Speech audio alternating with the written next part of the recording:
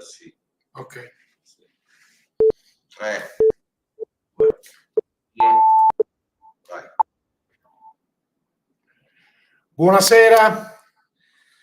Buonasera e benvenuti al secondo convegno online sulla lingua siciliana. Benvenuto a chi si è collegato alla piattaforma, ma anche a chi seguirà il convegno tramite la diretta sui nostri canali Facebook. Benvenuto a chi è in presenza qui dalla nostra sede. Vi anticipo che c'è Vincenzo Tripodo alla regia audio-video, che è un regista e attore cinematografico e teatrale, componente dell'Associazione Culturale RB. C'è presente anche Gaetano Mazza, che avrà il compito di monitorare i messaggi che riceveremo dal pubblico. Lui è un insegnante, anche lui è un attore ed è esponente di una delle associazioni che compone Auclis, cioè l'Accademia Siciliana. Infine benvenuto anche al professore Peppino Restifo, che insieme a noi ha già è stato protagonista sia di un intervento nella tavola rotonda del 26 settembre, ma anche a Bruxelles. Io mi chiamo Davide Riotta e sono onorato di avviare il convegno odierno quale rappresentante di Auclis, Associazioni Unite per la Cultura e la Lingua Siciliana. Dopo il primo convegno online del 17 gennaio scorso, che ha visto i protagonisti i linguisti conosciuti in ambito internazionale, come il professore Alfonso Campisi dell'Università La Manuba di Tunisi e il docente dell'Università di Varsavia Michael Belina. Ne approfitto per rinnovare il mio grazie, a nome ovviamente di Auclis, per il contributo che ci hanno dato. Oggi, 30 gennaio 2024, abbiamo il piacere di avere come relatori due importantissimi linguisti che si esprimeranno sulla lingua della nostra amata isola, ai quali diamo il benvenuto. In questa occasione saranno relatori Christopher Mosley, professore alla University College London e caporedattore dell'Atlas dell'UNESCO sulle lingue in pericolo di estinzione, che include anche la lingua siciliana, purtroppo, nella categoria. Hello.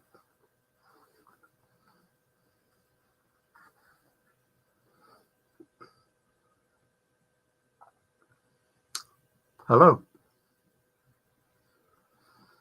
E allora, a quanto pare il mio audio non c'è stato per un poco, non so se mi avete sentito. Sì, c'è stata una mancanza di audio. Mi sentite? Buonasera. Di audio, sì. Allora, ripeto la presentazione del professore Mosley, professore alla University College London e caporedattore dell'Atlas dell'UNESCO sulle lingue in pericolo di estinzione, che include anche la lingua siciliana nella categoria vulnerabile. È presente con noi il professore Marco Tamburelli, docente di bilinguismo all'Università di Bangor in Galles e direttore dell'International Research Network on Content.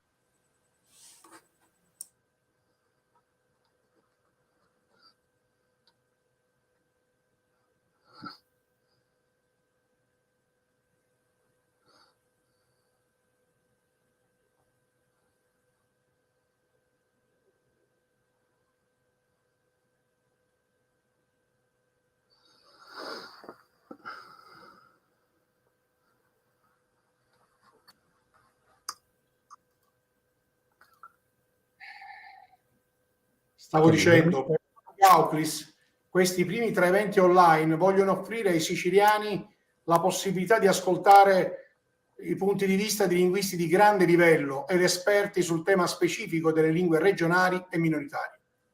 Per questo motivo il titolo che abbiamo scelto noi di Auclis è Alla ricerca della verità sulla lingua siciliana, punti fermi e strategie per il suo rilancio. Nella conduzione del convegno di oggi non sono solo, ma sarà con noi il dottor Aurelio Latorre, dirigente dello Stato, coordinatore di progetti dell'Unione Europea in politiche pubbliche e strategie di riforma. Grazie anche Aurelio, al dottor Latorre presente. e benvenuti e grazie per la loro presenza al professore Mosley, al professore Tamburelli. Ci aiuterà in questo percorso, visto che il professore Mosley parla soltanto inglese, anche Delia, che possiamo far entrare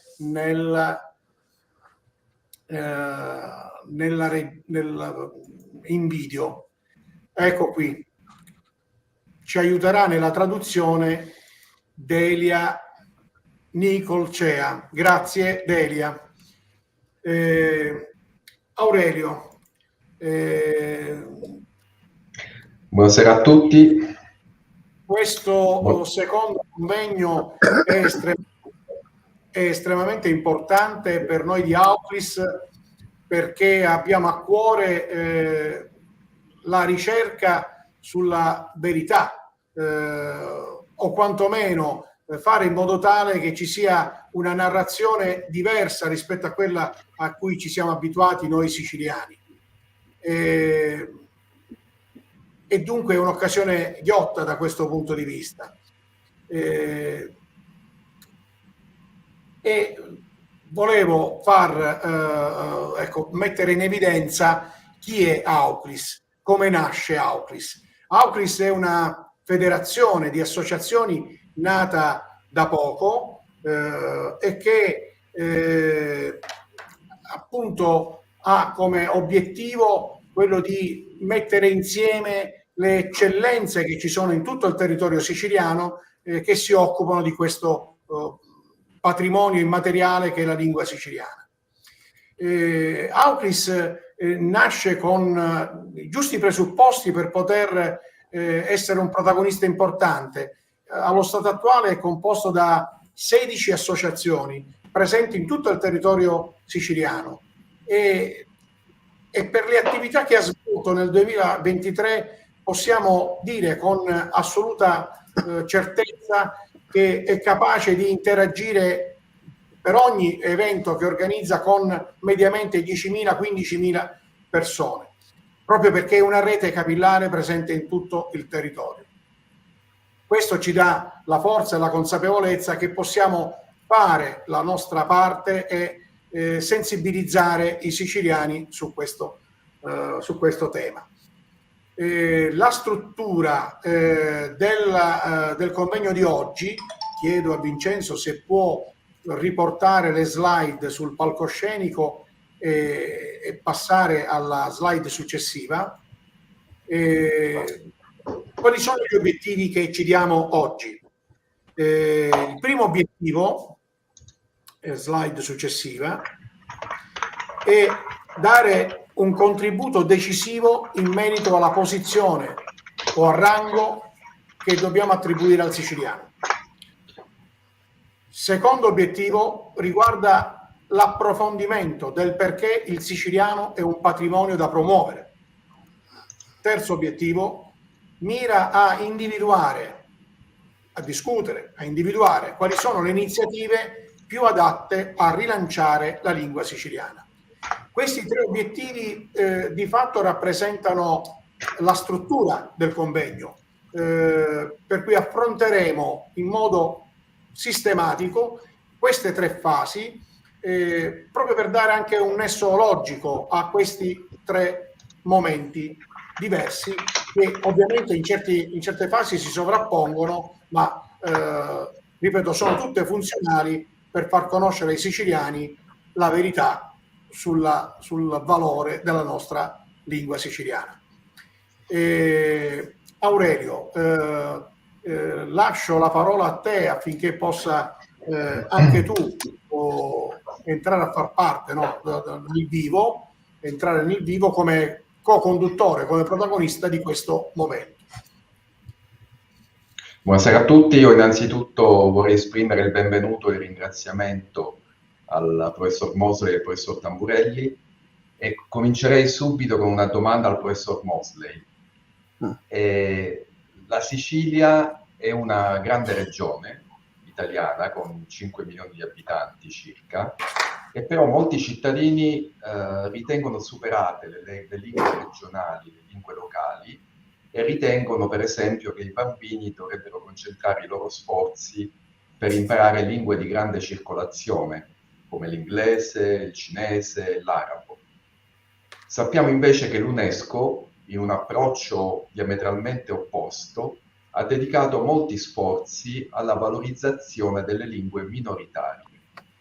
Perché questo? In altri termini, professor Mosley, una lingua va tutelata anche se parlata da pochi, quindi è poco utile come strumento di comunicazione?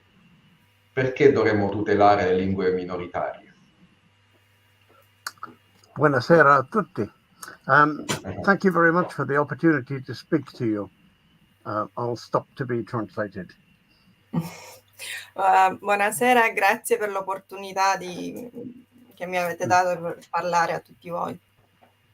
The citizens of Italy who believe that regional and local languages are outdated may generally also believe they know what languages children should learn. I cittadini italiani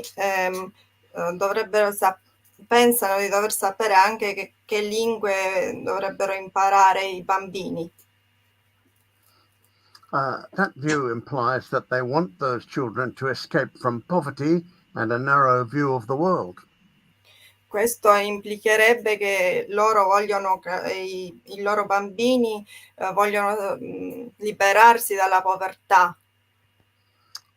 They may want ample opportunities for their children, which they imagine will come from international and wider regional languages. Pensano che avranno più opportunità che potrebbero venire dall'esterno, da organizzazioni internazionali, dal mondo esterno. But the UNESCO view is that local and regional languages are repositories of tradition. And without those, sorry. Oh, sorry. Ma l'UNESCO pensa che le lingue locali potrebbero without those unique traditions, the world will be a poorer place, not economically, but culturally and intellectually. E che il mondo senza le lingue locali sarebbe un posto più povero. That is why a language should be protected. Ecco perché la lingua deve essere protetta, conservare la ricchezza. Okay, thank you. Next question. Sì, la prossima domanda è proprio sul lavoro dell'UNESCO, perché lei ha coordinato un immenso lavoro dell'UNESCO che aveva come scopo quello di catalogare le lingue che sono a rischio di estinzione. E quindi volevo chiedere che criteri avete usato nel fare questo catalogo delle lingue, perché immagino che avete considerato le lingue ma non i dialetti, e poi volevo chiedere quali sono in particolare le sue opinioni rispetto all'Italia e alla lingua siciliana. The findings were a little different for each part of the world. I riscontri sono stati diversi per ogni parte del mondo. Firstly, I'm not claiming, and UNESCO is not claiming, that Sicilian is at immediate risk of extinction. In primo luogo non stiamo dicendo, UNESCO non sta dicendo che il siciliano è a rischio immediato di estinzione. In fact, Sicilian is listed in the UNESCO Atlas as vulnerable. Infatti il siciliano è elencato come vulnerabile. Which means, by the UNESCO definition, that most but not all children or families of the community speak their parents' language as their first language. Il che vuol dire che non tutti i bambini parlano come prima lingua la lingua dei loro genitori. But this may be restricted to specific social domains, such as the home, where children interact with their parents and grandparents. Ma che questo è localizzato è riferito a là dove i bambini sono in contatto, vivono insieme ai genitori, ai nonni. Vulnerable languages are included in the atlas because UNESCO experts have found trends to indicate that the position of the language in those domains, those homes, is becoming weaker. La classificazione dell'UNESCO come lingue vulnerabili è dovuta al fatto che queste lingue sono considerate più deboli. If those trends continue, a vulnerable language might go to the next level or category, definitely endangered. Se il trend continua, senza dubbio andranno al prossimo livello, che è quello di essere a rischio. Grazie. Grazie professore. Quando è uscito l'Atlas, diciamo, in Italia ci sono state delle reazioni. L'Italia, e questa era un'altra domanda, l'Italia, come sappiamo, è caratterizzata da una grande quantità di lingue regionali e locali e anche da molti dialetti. In molti casi, però, non è facile stabilire se un idioma è un dialetto oppure è una lingua. In Italia, per esempio, abbiamo una legge del 1999 nelle quali vengono identificate come lingue il sardo, la lingua sarda e la lingua friulana, però non c'è la lingua siciliana. Quindi a volte è difficile capire se un idioma è un dialetto o una lingua. E quindi volevo chiedere al professor Mosley di aiutarci a capire se il siciliano è una lingua oppure un dialetto.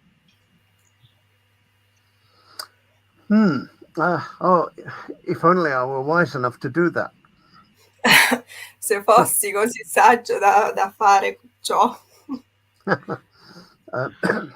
Before I try to answer that, let's not forget that there are two so-called endangered languages on the island of Sicily.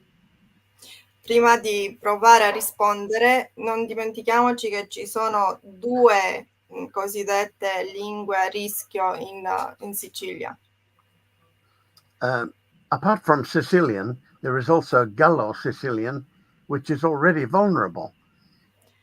A parte il siciliano, c'è il gallo-siciliano che è vulnerabile. Which has fewer speakers than Sicilian. It is not as widely spoken, and it is definitely losing speakers. Che ha molto meno persone che lo parlano ed è già a rischio. But to try to answer the question you ask, there are no completely objective ways to distinguish a language from a dialect. Per provare a rispondere, non esistono modi molto distinti per differenziare una lingua da un dialetto. One can try to measure the number of consistent grammatical differences. Si può provare a misurare il numero di differenze grammaticali. One can compare the phonology of the regional and the standard language. Si può comparare. I'm sorry, could you repeat that part? Phonology? La fonologia regionale e... Yeah. One can trace the history of vocabulary and its influences. si può tracciare il vocabolario e le sue influenze. All these are factors. Tutti questi sono fattori. I would say that institutional support makes a big difference, both subjectively for the speakers and objectively for outsiders. Direi che il supporto statale può fare la differenza tra... Italy is an extreme case in Europe of a country with a wide range of regional linguistic differences.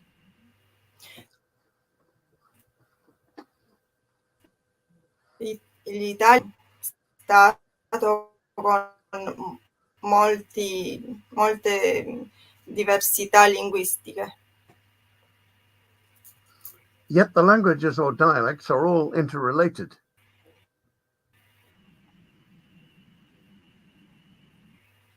Le They're all lingue related to each other. sono C'è un'intera interazione, sono interconnessi, c'è un'interconnessione tra lingue e dialetti. They are all related to each other, yeah. That is both a strength and a weakness. Questo è sia un punto di forza sia una debolezza. Government support for regional languages is really important.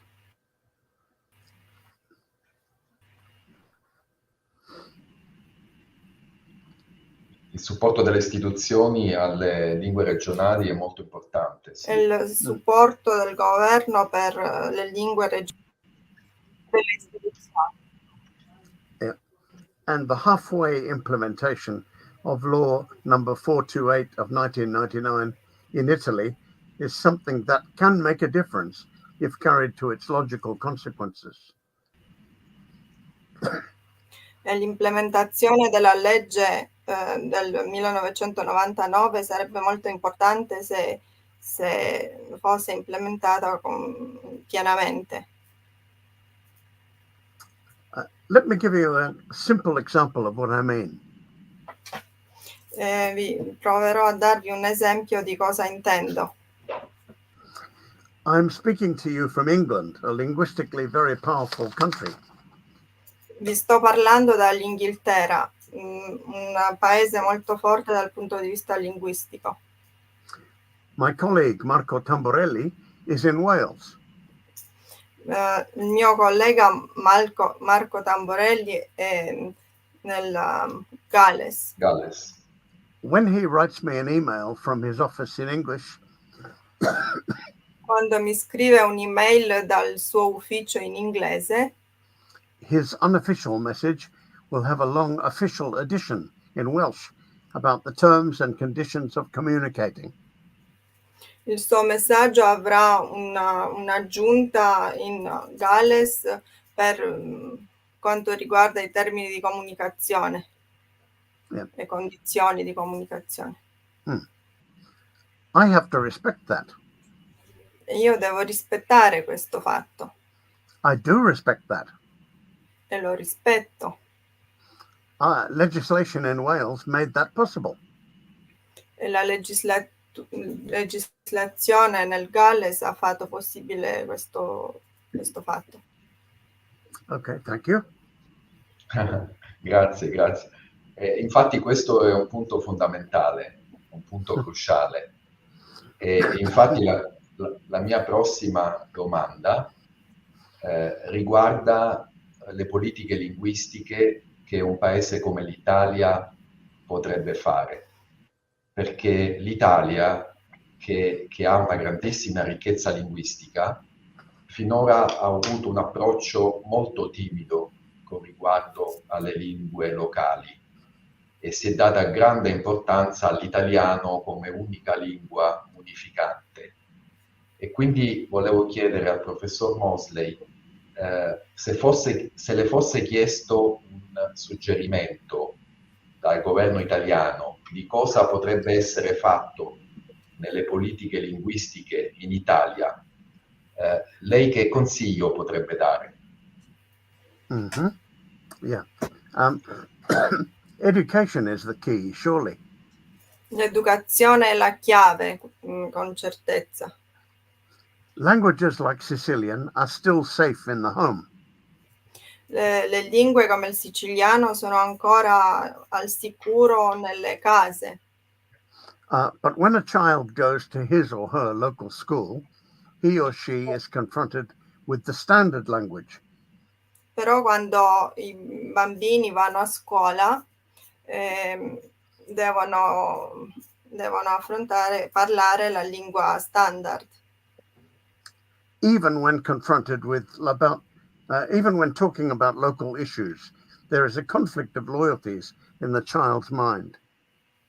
Anche quando si parla nella lingua locale esiste un conflitto nella testa di un bambino. The effect on the child might be to kill all interest in the local linguistic heritage. E questo conflitto potrebbe far sì che il bambino non parla più la lingua e perde tutto, sopprime tutto il suo, la sua ricchezza linguistica, diciamo. Patrimonio. Yeah.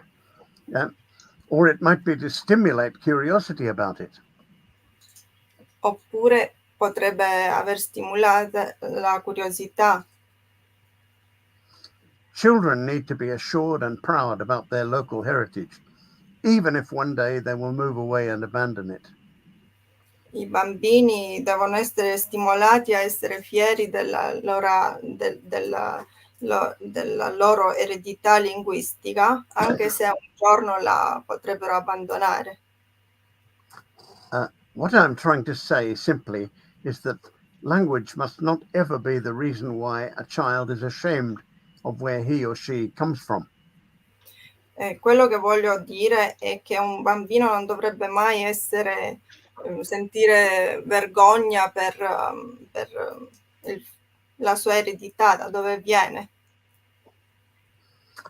And the child needs to know that in the future there will be opportunities to study it further. Un bambino deve sapere che ci saranno delle opportunità nel futuro per studiarla. Thank you. Grazie molte, professor Mosley. E quindi, in conclusione, che consiglio possiamo dare a tutti i siciliani e a tutte le famiglie siciliane? What kind of advice could we transmit to all Sicilians and to all Sicilian families? Relaunch. If you really mean relaunch in a region where the language is already widely spoken. Rilanciare in un contesto dove la lingua è ancora parlata in modo molto diffusamente parlata. Yeah. Then the Parliament must make it economically viable and socially possible for everyone to be immersed in the regional language in public life. Allora il Parlamento dovrebbe fare possibile questo fatto sia economicamente che socialmente nei posti pubblici. Yeah. That means the mass media. I don't know how social media are used in Sicilian. Questo vuol dire che il mass media, non so bene come sono utilizzati i media in Sicilia. The law courts, broadcasting, and as I said before, education. Tramite diffusione nella TV e socialmente, come ho detto prima. Sicilian people must be encouraged to believe that the written language is just as viable, just as common, and just as legitimate as the spoken language. il siciliano deve essere considerato viabile come lingua parlata. Mm-hmm. Thank you. Grazie. Grazie professor Mosley. Davide, non so se dallo studio c'erano delle domande o c'erano delle osservazioni. Sì, Aurelio, sì, infatti ci sono sicuramente delle domande per il professore Mosley, così come anche io ho una domanda da fare al professore Mosley. Possiamo mandare questa? La mandiamo in sovraimpressione? Eccola qua. Professore Mosley, la vasta produzione letteraria in lingua siciliana, i libri di grammatica, non sono sufficienti a conferire lo status di lingua al siciliano? È una domanda che ci viene posta da Francesca Galiotto. Delia, ti chiedo se puoi tradurre questa domanda al professore Mosley. Grazie. So, Professor Mosley, the vast potete lasciare la domanda? The vast literary production in Sicilian language and the grammar books, are those not sufficient enough to give the status of language to the Sicilian? I would say yes, it is enough. But, direi di sì, sarebbe sufficiente. Yeah, but it needs to be recognized as such by the Parliament and government. Ma deve essere riconosciuto come tale dal governo e Parlamento. Certamente, questo è un aspetto fondamentale, il riconoscimento da parte delle istituzioni. Aurelio, io volevo fare una domanda al professore Mosley, sono molto curioso di sapere come hanno reagito, quali reazioni ci sono state in Sicilia, soprattutto mi riferisco alle istituzioni, al mondo accademico siciliano, quando l'agenzia dell'UNESCO, il professore Mosley, ha di fatto sapere che la lingua siciliana è una lingua vulnerabile. Cioè, come hanno reagito i siciliani? Cosa hanno fatto? Okay, what I would like to ask was this: were there any reaction from the academic world, from the Sicilian institutions, when UNESCO inserted Sicilian among the vulnerable languages? Were there any reactions from Sicily, from Sicilians? That was over 10 years ago, and I'm afraid I don't remember exactly. Era più di 10 anni fa e mi dispiace, non ricordo esattamente con esattezza. Yeah, there may have been, yeah. Però potrebbero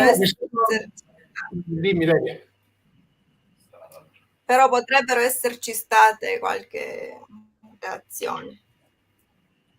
Sì, diciamo che quello che ha sorpreso molti di noi siciliani è che in Sicilia non c'è mai stato un dibattito serio su politiche per rilanciare la lingua siciliana. Questo è mancato nel dibattito siciliano.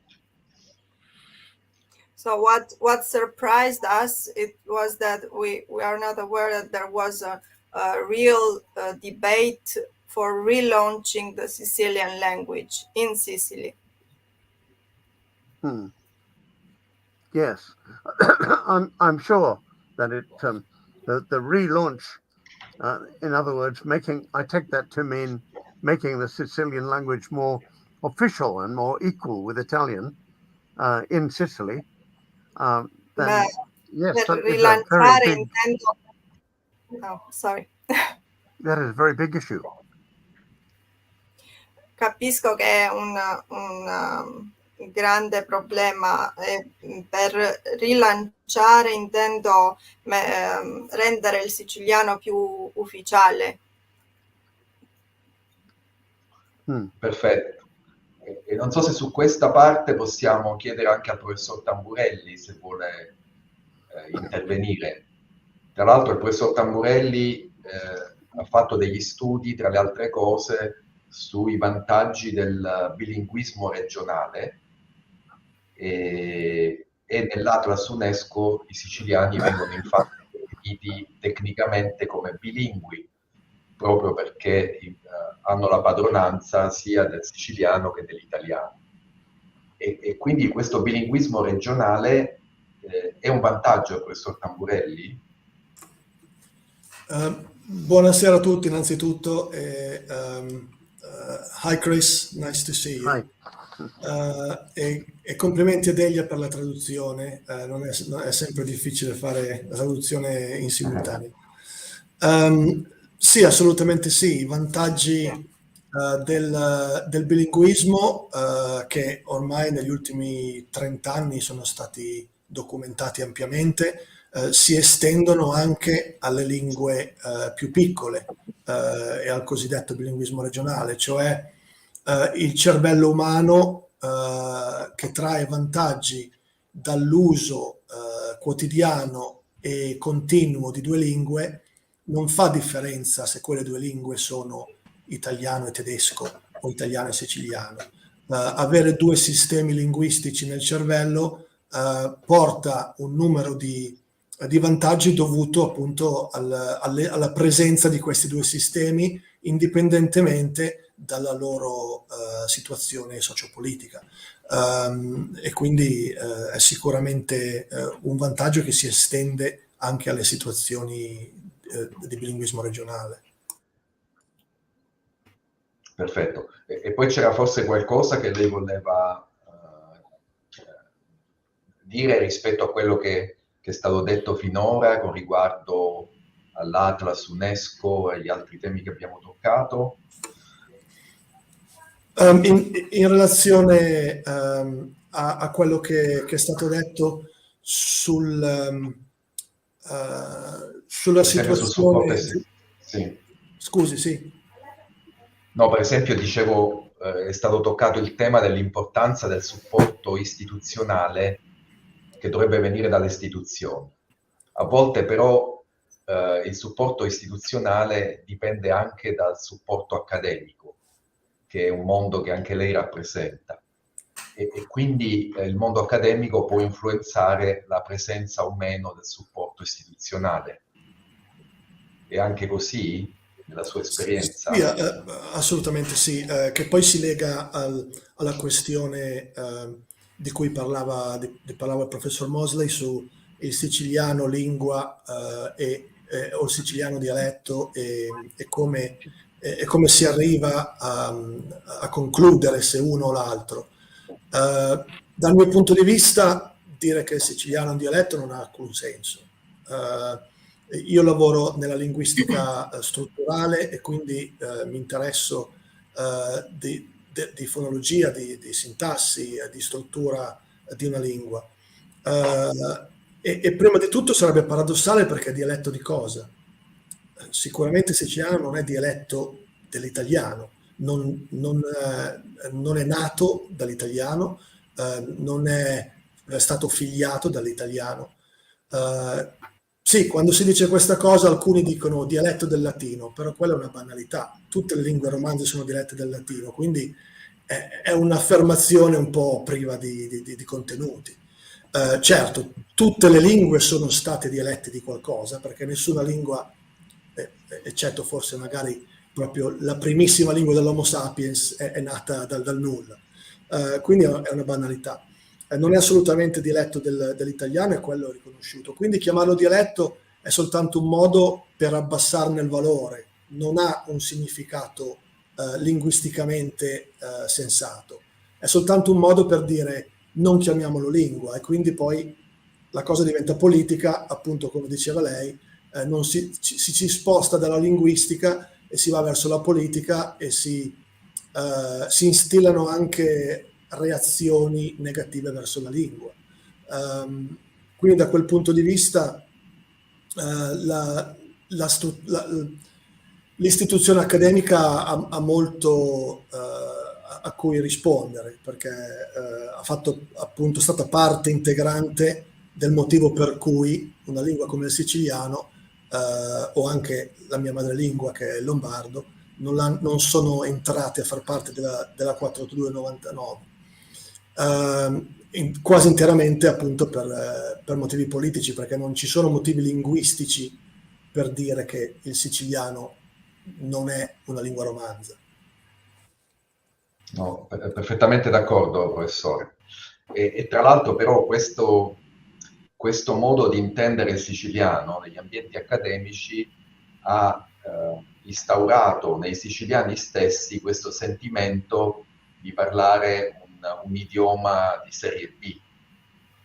E quindi questo, diciamo, storicamente si è sedimentato e adesso credo che una delle funzioni delle associazioni che si sono federate nell'Auclis è proprio quello di riportare nel dibattito un modo diverso di vedere il proprio patrimonio linguistico. Sì, assolutamente. Se posso soltanto dire una cosa appunto in collegamento a questo e a quello che diceva prima sull'importanza del riconoscimento istituzionale. Il futuro di una lingua non può essere sicuro senza il riconoscimento istituzionale. Però il riconoscimento istituzionale non va visto come una meta e non va nemmeno visto come una cosa che può accadere in un vuoto d'aria.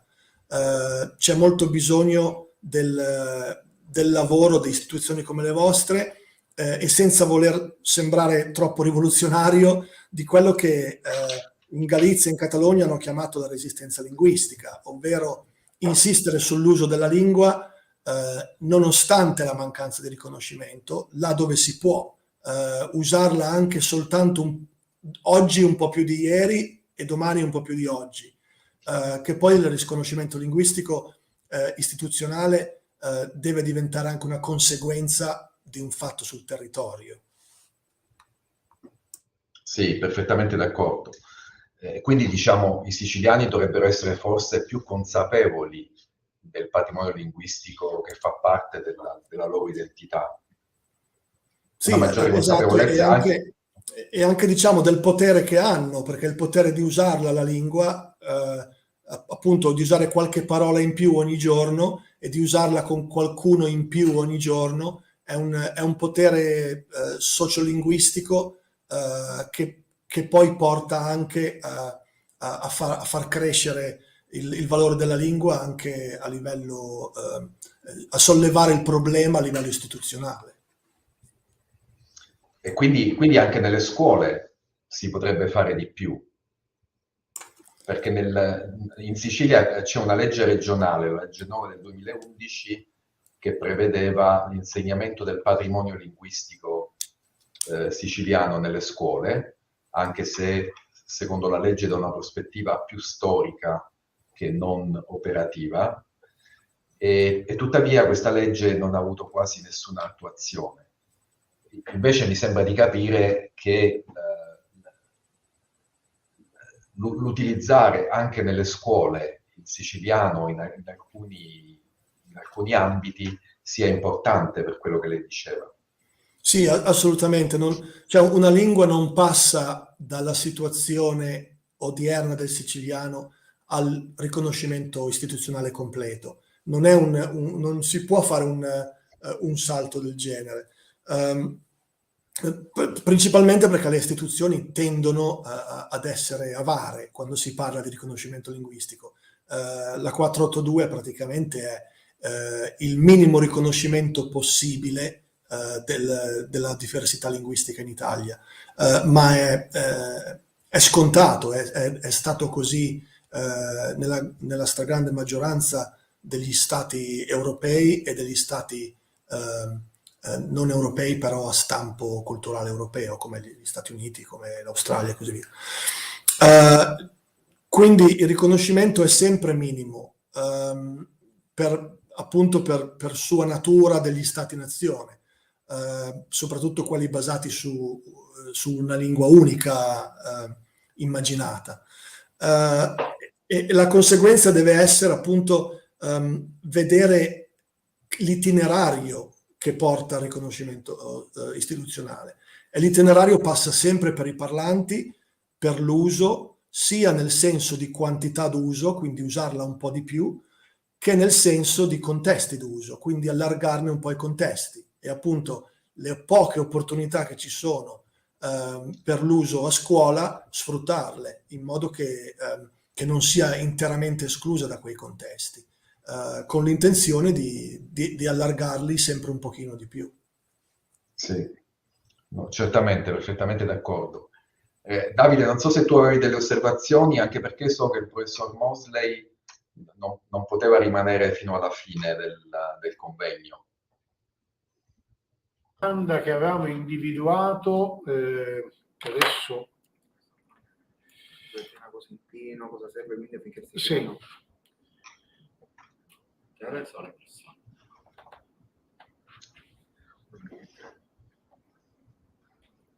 Adesso la mettiamo in sovraimpressione, magari chiamiamo anche Delia che ci può aiutare a tradurre. Non riesce a entrare. Qual è? La faccio entrare io. Perché poi successivamente poi vorrei fare al professor Tamburelli la stessa domanda che ho fatto al professor Mosley. E allora, Delia, ci sei? Perfetto. Sì. Allora, una partecipante al convegno da remoto, Verdiana Cosentino, ci domanda, lo domanda a entrambi, sia al professore Mosley che al professore Tamburelli. Cosa serve quindi affinché il siciliano venga riconosciuto ufficialmente come lingua? Delia, lo vuoi tradurre tu? Sì, sì. So what is needed so that the Sicilian language will be recognized as officially as a language? What is needed? Yeah, thank you for the question. It's a hard one to answer, but it's related to what I said in my last answer about how making people immersed in Sicily, immersed in the language of the Sicilian language, that it is an everyday thing in everyone's lives publicly. Ecco, è collegato all'ultima risposta che ho dato, fare sì che uno è immerso nella lingua quotidiana, nella vita quotidiana. Yeah. I'm afraid I have to go, and I want to thank you all for having me here.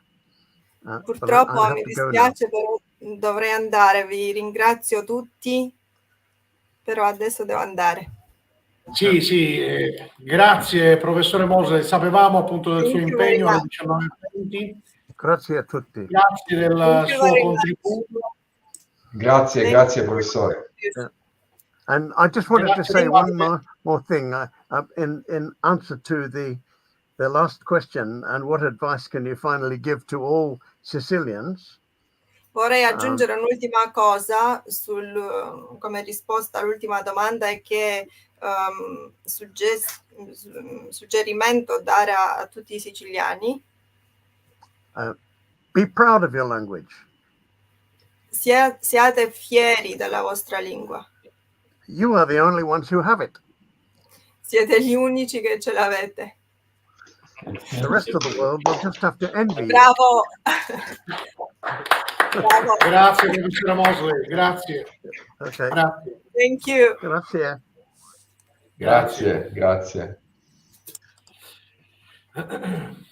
Professore Tamburelli, la stessa domanda la poniamo anche a lei. Cosa serve qui? Quello che ha detto Mosley è alla fine è il nesso del discorso, di essere orgogliosi della lingua, nel senso anche di come ci si comporta, ovvero di usarla, perché il riconoscimento istituzionale dobbiamo comprendere che è una conseguenza ovvero una conseguenza degli sviluppi e delle pressioni che vengono dal basso. Il riconoscimento ufficiale non è mai il punto di partenza, appunto perché gli stati-nazioni per loro natura non hanno l'inclinazione verso il riconoscimento linguistico, quasi per definizione. E lo vediamo nei casi della Spagna, sia catalano che basco che galiziano, lo vediamo nei casi dell'Olanda col frisone, lo vediamo in Gran Bretagna con il gallese, con lo scotto e così via. Il riconoscimento istituzionale è sempre una conseguenza delle pressioni che vengono dal basso. E quindi la domanda diventa: come si creano queste pressioni? Appunto usando la lingua, allargandone i contesti d'uso e la frequenza d'uso al massimo possibile, fin tanto che la cosa non può più essere ignorata e diventa una conseguenza il riconoscimento. E si inizia appunto sì con l'essere orgogliosi e forse volendo parafrasare un po' l'essere orgogliosi iniziando a non avere più vergogna della propria lingua. Professore Tamburelli, questo è quello che noi facciamo. Auclis è composta da associazioni che da anni sono impegnate, lo fanno con generosità, lo fanno con entusiasmo e lo fanno senza un fine economico, cioè lo fanno proprio per la passione, proprio perché orgogliosi di questo. E quindi noi siamo abbastanza convinti che questa è la strada giusta e che Auclis può rappresentare un soggetto fondamentale in questo percorso. Se lei fosse stato se lei avesse rappresentato l'istituzione siciliana, cosa avrebbe fatto di diverso? Allora, innanzitutto assolutamente sì, quello che state facendo è assolutamente essenziale. Non volevo dare l'impressione che questi sviluppi sociali non avvengano, anzi questo appunto gruppo di associazioni è un passo importantissimo per lavorare assieme e per cercare appunto di aumentare la frequenza d'uso della lingua, assolutamente. Quindi siete assolutamente sulla strada giusta. Io rispondevo soltanto alla domanda nel senso di cosa va fatto, senza voler dare l'impressione che non sia già iniziata questa cosa, sicuramente. Sì. Devo tornare appunto, per rispondere alla domanda, devo tornare allo stesso discorso, nel senso che bisogna sempre, quando si fa pianificazione linguistica, ci sono due passi importanti. Uno, che poi è quello che si era posto l'Atlante UNESCO, è avere conoscenza della situazione odierna, ovvero dov'è la lingua oggi. E l'altro è, perché alla fine è un problema di ingegneria, no? Cosa abbiamo oggi e dove vogliamo arrivare domani, o fra un mese, o fra un anno, o fra 10 anni. E quindi quando si sa la posizione odierna, il primo passo è come possiamo avvicinarci alla posizione dove vogliamo arrivare, e quindi facendo crescere più bambini con il contesto dove si parla la lingua, e non è una cosa che logicamente non si può fare in un giorno o in una settimana, ma è la consapevolezza che c'è bisogno di mantenere quella che noi chiamiamo la trasmissione intergenerazionale, ovvero mantenere la lingua nelle generazioni più giovani, e anche lì aumentare un passo per volta, come si fa in tutti i problemi di ingegneria. Non si passa da una Topolino a una Ferrari in un giorno, no? Ci sono piccoli passi che portano lo sviluppo e la ricerca in modo da poter crescere verso la meta, e quindi l'incremento d'uso sia come frequenza sia come luoghi d'uso, e rendersi conto dell'importanza logicamente dell'uso nei bambini o nelle persone più giovani, sono i due passi importantissimi, che poi alla fine è il motivo per cui il riconoscimento è importante. Non è il riconoscimento in sé, è che il riconoscimento incoraggia l'uso, però non è l'unico modo per incoraggiare l'uso, e quindi dobbiamo aiuta a superare quella vergogna. Esattamente, perché il riconoscimento non salva una lingua di per sé. Il riconoscimento è un ingrediente importante, perché se c'è il riconoscimento ci sono poi modi per incrementare l'uso, ma alla fine è sempre l'uso che la fa da padrone, quindi è lì dove dobbiamo intervenire anche quando non c'è riconoscimento. C'è una domanda a cui già risposto in pratica. Ma che lei sappia, questa attività è stata svolta in Sicilia, questa da parte delle istituzioni, dal suo osservatorio. Lei ne ha contezza che questa attività è stata fatta? Guardi, non conosco attività personalmente, al di là di quello che so che stanno facendo le vostre associazioni. Non conosco le attività sul territorio, perché non ho lavorato direttamente nella situazione siciliana. So che la legge regionale della regione siciliana prevede, anche se sotto l'ombrello del patrimonio linguistico piuttosto che la lingua siciliana, però prevede un minimo di uso nelle scuole, che appunto è una cosa che potrebbe essere sfruttata. Poi non so se già viene sfruttata, questo ammetto la mia ignoranza della situazione. Sono esperto di pianificazione linguistica, ma non nello specifico della situazione siciliana. Grazie, professore Tamburelli. Aurelio, so che tu hai altre domande, tra l'altro ci avviamo alla conclusione per una questione proprio di tempi. Aurelio. Sì, in realtà no, moltissimi argomenti sono già stati toccati dalle risposte del professore, e diciamo la domanda considerazione che mi veniva era sulle politiche linguistiche italiane in generale, perché quello che è emerso è che l'Italia ha avuto delle politiche molto restrittive. Infatti il professor Tamburelli diceva che la legge 482 ha riconosciuto proprio il minimo indispensabile quasi, quindi senza nessuna generosità di approccio, e probabilmente per preoccupazioni di tipo politico, come se dare riconoscimenti maggiori potesse dare vigore a autonomismi locali che potessero mettere in pericolo l'unità della Repubblica Italiana. Questo forse aveva un senso 50 anni fa o 60 anni fa, però diciamo adesso la situazione è del tutto diversa, quindi forse questo approccio così restrittivo non è più giustificato, e forse invece sarebbe giustificato un cambio nelle politiche linguistiche italiane, volto invece a valorizzare il patrimonio immateriale storico, anche linguistico. E quindi volevo chiedere al professor Tamburelli se a lui fossero domandati dei consigli dal decisore nazionale su come riorientare le politiche linguistiche, quale potrebbe essere, diciamo, l'orientamento che lei riterrebbe positivo per il nostro paese? Sarebbe quello di continuare su questa strada un po' restrittiva, o sarebbe quello invece di cambiare approccio? Assolutamente non continuare su questa strada.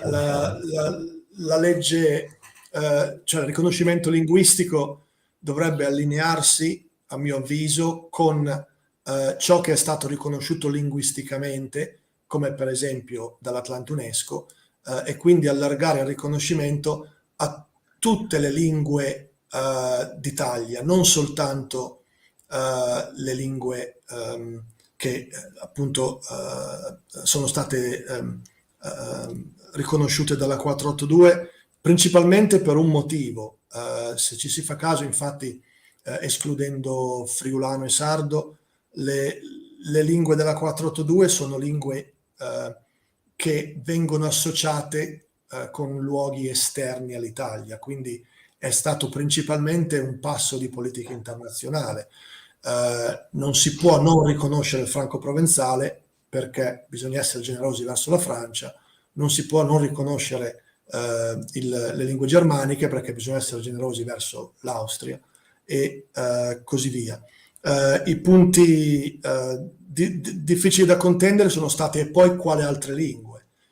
E lì c'è stato proprio il riconoscimento minimo appunto di sardo e friulano, che alcuni miei colleghi hanno detto, perché erano due situazioni che non avevano la forza demografica di grandi regioni, nel senso demografico, perché logicamente la Sardegna è grande in altri modi.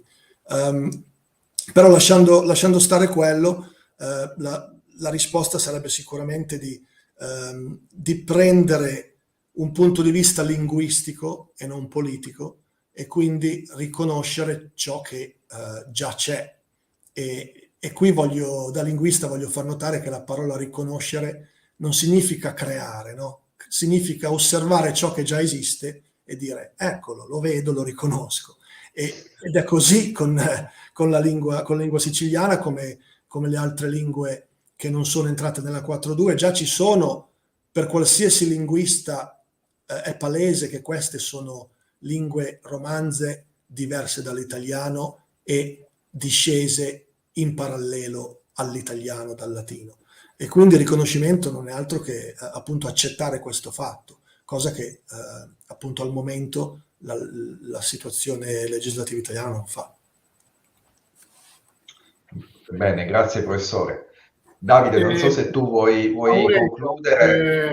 Ci sono delle domande, scusa Aurelio, oltre alle domande da chi è collegato online, c'è anche una domanda del professore Restifo.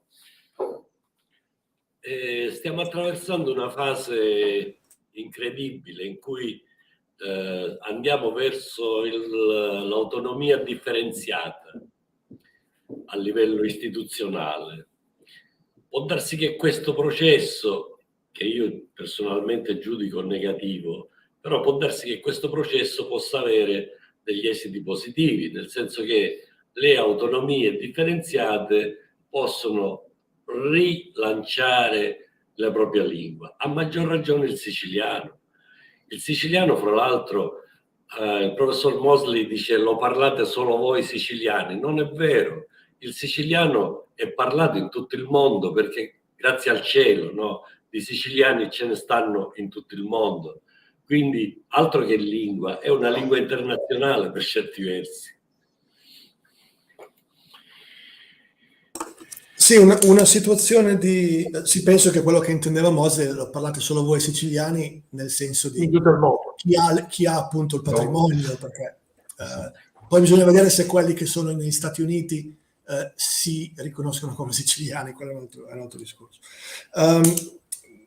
Ma avere delle autonomie può sempre essere un vantaggio, anzi, da questo punto di vista la Sicilia è un caso un po' anomalo, perché è l'unica regione a statuto speciale la cui lingua non è riconosciuta dallo Stato, quindi è una situazione un po' anomala, perché le altre regioni a statuto speciale hanno le loro lingue riconosciute.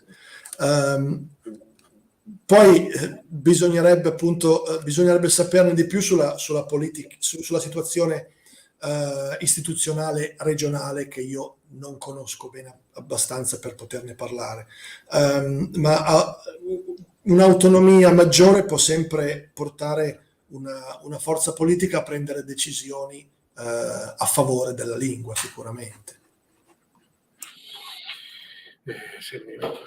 Sì, e infatti questa è una delle finalità di Auclis, quella di poter sensibilizzare i siciliani, e tra i siciliani ci riferiamo anche alla classe politica, in modo trasversale, con nessuno escluso. Li vogliamo sensibilizzare, fargli conoscere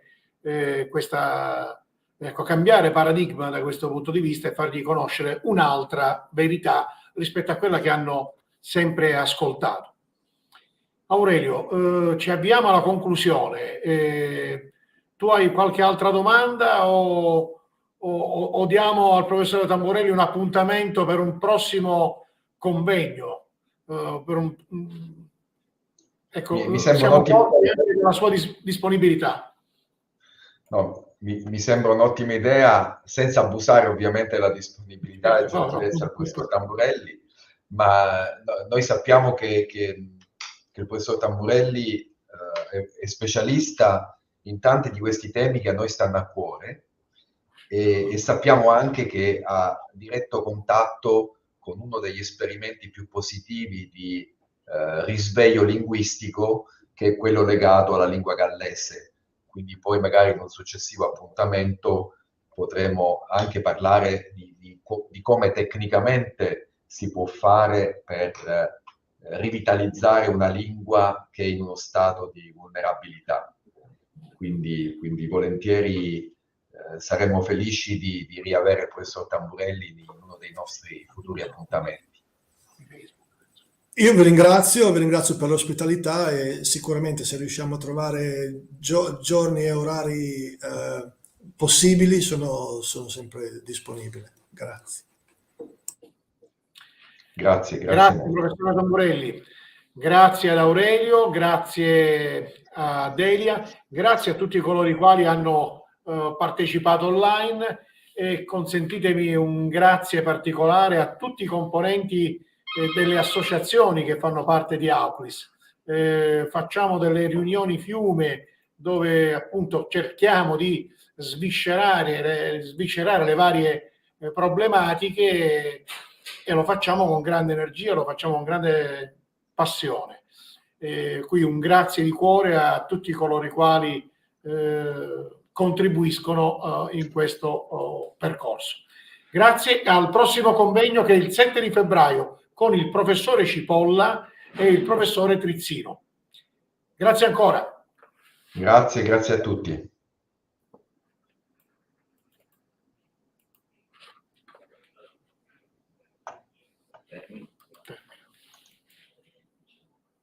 Botta.